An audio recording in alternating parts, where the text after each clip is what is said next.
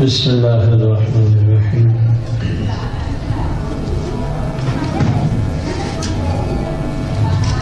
مولانا صلی وسلم دائما ابدا علی حبیبک خیر الخلق کلہم۔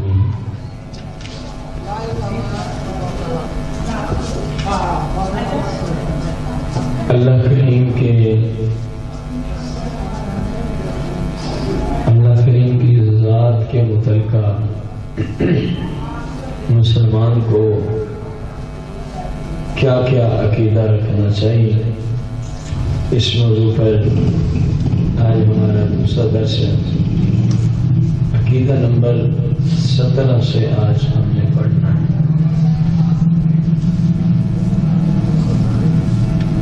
جس طرح اللہ کریم کی باقی صفات، جیسا کہ پیچھے آپ کو پڑھایا جا چکا ہے، قدیم ہے، مینوان اسی طرح اس کا کلام بھی قدیم ہے، حادث اور مخلوق نہیں ہے۔ جو قرآن عظیم کو مخلوق مانے، سیدنا امام اعظم ابو حنیفہ محمد نعمان بن ثابت اور دیگر ائمہ رضی اللہ تعالی عنہم اجمعین نے اس شخص کو اسلام سے خارج سمجھا ہے، یعنی وہ کافر ہے سادہ لفظوں میں۔ بلکہ صحابہ کرام علیہم رضوان سے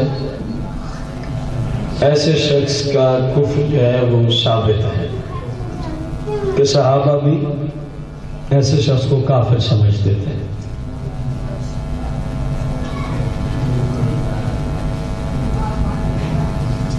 اس کا کلام آواز سے پاک ہے۔ اللہ کریم کا جو کلام ہے وہ آواز سے، اور یہ قرآن عظیم جس کو ہم اپنی زبان سے تلاوت کرتے ہیں اور رات پہ لکھتے ہیں، اسی کا کلام قدیم بلا صوت ہے۔ صوت کو مانا آواز۔ اللہ کا جو کلام ہے اس میں کوئی آواز نہیں ہے۔ باقی رہ گیا یہ جو ہمارا پڑھنا ہے قرآن پاک کو، کیونکہ یہ اللہ کا کلام ہے، اس کو پڑھنا لکھنا، یہ آواز جو ہماری پڑھنے میں نکلتی ہے، یا جو سن رہا ہے آواز، یا جو ہم لکھتے ہیں، یہ سب حادث ہے۔ یہ سب کیا ہے؟ اس کو سادہ لفظوں میں آپ یوں بھی سمجھ سکتے ہیں،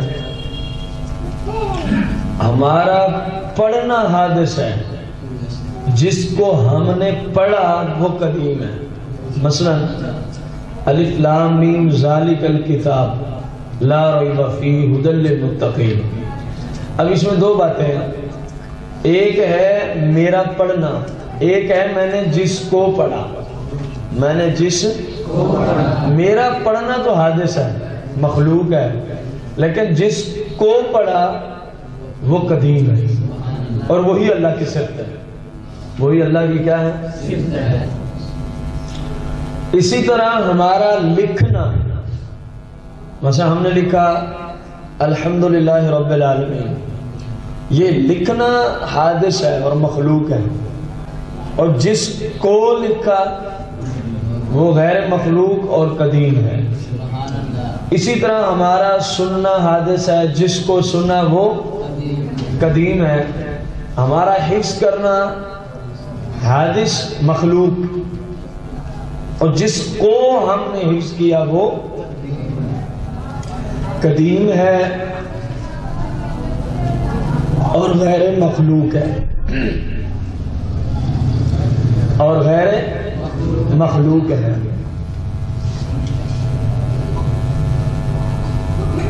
اس کا علم یعنی اللہ کریم کا علم ہر شے کو محیط، یعنی جزئیات، کلیات، موجودات جو چیزیں موجود ہیں، معدومات جو موجود نہیں ہیں، ممکنات جس کا ہونا ممکن ہو، محالات جس کا ہونا ناممکن ہو، ان تمام کو سب کو ازل میں جانتا تھا اور اب جانتا ہے اور اب تک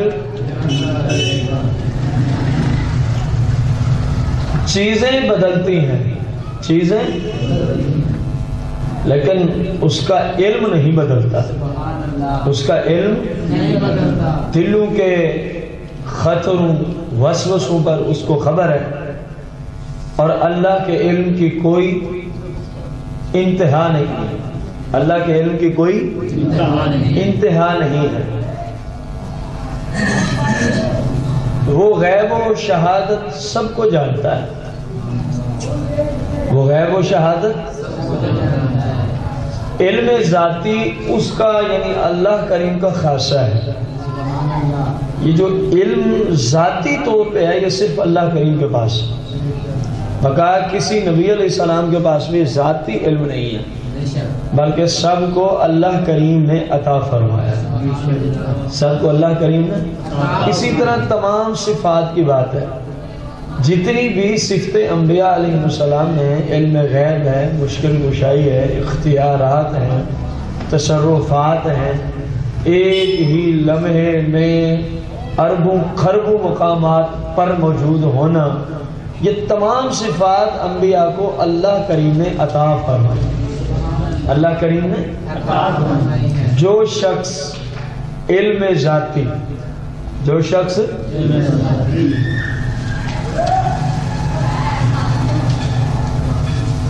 غیب اور شہادت کا، یعنی جو چیز سامنے ہے اس کے بارے میں، یا جو بندے سے دور ہے نظر نہیں آتی ظاہری طور پہ، اس کے بارے میں جو شخص اللہ کریم کے سوا کسی اور کے لیے کسی علم ذاتی ثابت کرے وہ بندہ کافر ہے۔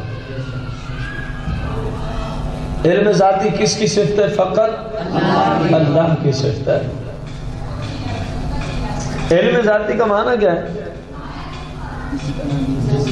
کہ اللہ کے دیے کے بغیر بندے کو حاصل ہو جائے، کہ اللہ نے نہ دیا بندے کو ویسے آ گئے ہو۔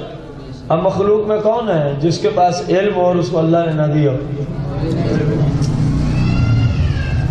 یا سادہ لفظوں میں جو اپنے اس علم کے معاملے میں کسی کا محتاج نہ ہو، کسی کا، اور یہ شان صرف اللہ کریم کی ہے، باقی سب اللہ کے محتاج ہیں۔ اللہ ایک ایسی ذات ہے جو کسی کی محتاج نہیں، وہ ہر شے کا خالق ہے۔ خالق بمانا عدم سے وجود میں لے آنے والا، نہیں تھی پھر اس نے اس کو وجود عطا فرمایا، خواہ وہ ذوات ذات کی جمع ہے، خواہ وہ افعال فعل کی جمع ہے، سب اللہ کریم کے پیدا کیے ہوئے ہیں۔ حقیقتاً روزی پہنچانے والا وہی ہے، یعنی روزی حقیقت میں ذاتی طور پہ پہنچانے والا اللہ ہے۔ اور جو بخاری کی حدیث ہے اللہ مجھے دیتا ہے وہ انا قاسم، میں آگے کیا کرتا ہوں، آپ بھی روزی دینے والے ہیں، لیکن اللہ روزی دینے میں کسی کا، جبکہ رسول اللہ اپنے رب کے۔ اسی طرح جن فرشتوں کی ڈیوٹی ہے، کوئی پانی پہنچاتا ہے، کوئی بارش بھیجتا ہے، کوئی ہوا چلاتا ہے، کوئی روزی تقسیم کرتا ہے، کوئی اولاد تقسیم کرتا ہے، یہ سب وسیلے اور واسطے ہیں، ہم تک ان اشیاء کے پہنچنے کے سب وسیلے اور واسطے ہیں۔ ہر چیز کا مالک اللہ ہی ہے، ہر چیز کا مالک اللہ ہی ہے۔ ہر بھلائی برائی اس نے اپنے علم ازلی کے موافق مقدر فرما دی۔ غور سے سننا، یہ مسئلہ میں آپ کو پہلے سمجھا چکا ہوں۔ جیسا ہونے والا تھا، جیسا ہونے والا، اور جو کوئی جیسا کرنے والا تھا، اور جو کوئی جیسا اللہ کریم نے اس کو اپنے علم سے ہی جان لیا اور وہی لکھ لیا، اور وہی لکھ لیا۔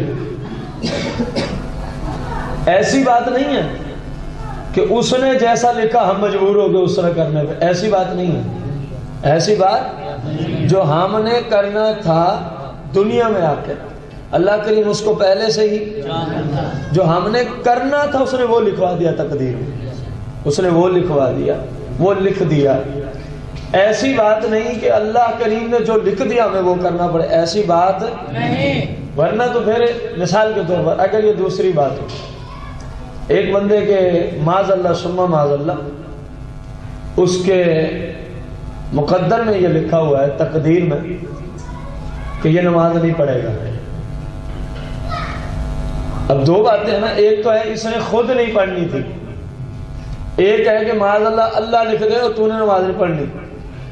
پہلی بات تو سمجھ میں آتی ہے، دوسری بات اگر میں اور آپ کسی کو نماز سے روکے تو اسلام ہمیں خارج کر دے اسلام سے، ایسے ہے کہ نہیں؟ تو پھر اللہ کی شان کے ناممکن ہے کہ اللہ کسی کو کہے تو کوئی گناہ کا کام کر، معاذ اللہ ثم معاذ اللہ۔ اس لیے یہ جو دوسری جہت ہے نا، یہ نہیں ہے کہ جیسا لکھا ہمیں مجبوراً ویسا کرنا پڑے گا، بلکہ ہم نے اپنی مرضی سے جو کرنا مالک کیونکہ اس کو پہلے سے ہی اس نے ویسا لکھ دیا۔ مثال کے طور پر خالد نامی شخص کے نامہ اعمال میں تقدیر میں لکھا ہوا ہے کہ یہ شراب پیے گا، تو اس کا مطلب کیا ہے کہ اس نے اپنی مرضی سے شراب پینا تھا اس لیے اس کا لکھ دیا گیا۔ یہ نہیں ہے کہ اللہ نے فرمایا معاذ اللہ تو شراب پی، اگر یہ پہلی صورت کوئی نہ مانے تو دوسری تو پھر یہی ہے۔ حالانکہ اللہ کے بندے انبیاء علیہ السلام سے ایسا کام نہ ہوا ہے اور نہ اس کا کوئی عقیدہ رکھ سکتا کہ ممکن ہے، ورنہ وہ بد مذہب ہو جائے گا، ورنہ وہ کیا ہو جائے گا؟ اسی طرح خالد اگر نماز پڑھنے والا تھا اپنی مرضی سے تو اللہ کیونکہ پہلے ہی جانتا تھا، وہ لکھ دیا گیا کہ خالد فلاں دن کی فلاں نماز پڑھے گا، فلاں دن کی فلاں نماز پڑھے گا۔ تو اللہ کریم کے لکھے ہوئے کی وجہ سے کوئی مجبور، بلکہ جو کسی نے کرنا تو اس نے وہی لکھا ہوا، اس نے وہی لکھا ہوا۔ اور جو تقدیر کو نہ مانے، سرکار نے فرمایا میری امت کا وہ مجوسی ہے، میری امت کا کیا ہے؟ مجوسی ہے، یعنی وہ مشرک ہے، سادہ لفظ میں تقدیر کا انکار کرنے والا، تقدیر کا انکار کرنے والا۔ اب معاملہ آ گیا تقدیر کا انکار کرنے والا مجوسی ہے، تو لامحالہ میں اب سمجھ رہا ہوگا کہ تقدیر کی کتنی اقسام ہیں اور ہر ایک کی تعریف کیا ہے، اور ہر ایک کی قضاء یا تقدیر یہ ایک ہی معنی میں استعمال ہوتی ہے۔ تقدیر کی 3 قسمیں ہیں، قضاء کی 3 قسمیں، بات ایک ہی ہے، بات نمبر 1 مبرم حقیقی۔ پہلی پہلی تقدیر کا کیا نام ہے؟ کہ علم الہی میں کسی شے پر معلق نہیں ہے، کسی شے پر معلق نہیں ہے۔ میں سمجھاتا ہوں، اگر کوئی بات رہے گی سمجھ میں پہلے سن لیں۔ اور دوسری قسم کا نام ہے معلق محض، معلق اس کی کیا تعریف ہے؟ جو فرشتوں کے پاس لکھا ہوا ہے، کن کے پاس؟ فرشتوں کے پاس لکھا ہوا ہے، صحف ملائکہ، جو فرشتوں کے پاس لکھا ہوا ہے وہ کسی نہ کسی چیز پر اس کا معلق ہونا ظاہر فرما دیا گیا، اس کا معلق ہونا ظاہر فرما دیا۔ انشاءاللہ آگے مثالیں جب دیں گے تو آپ کو مسئلہ سمجھ آ جائے گا۔ اور تقدیر یا قضاء کی تیسری قسم وہ ہے معلق شبیہ بمبرم، یعنی معلق شبیہ بمبرم۔ تعریف کیا ہے؟